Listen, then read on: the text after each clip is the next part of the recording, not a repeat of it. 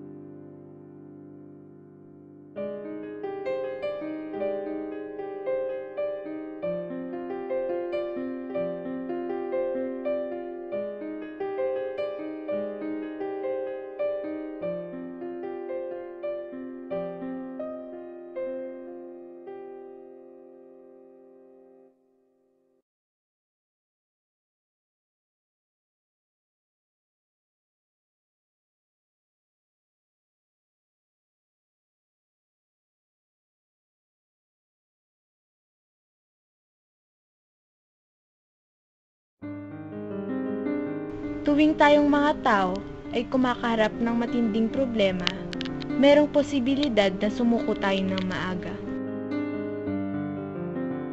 Iniiwan tayo nitong bigo, miserable, at nagsisisi. Bigo dahil hindi mo nakamit ang dapat mong nakamit. Miserable dahil hindi mo nagawa kung ano man ang dapat mong ginawa.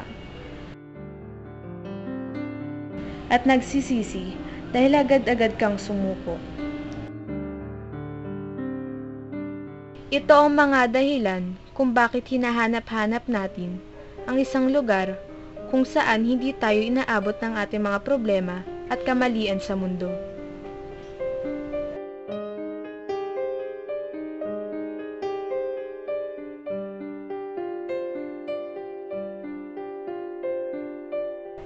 Pero sa buhay, hindi natin kaya matakasan ang mga problema.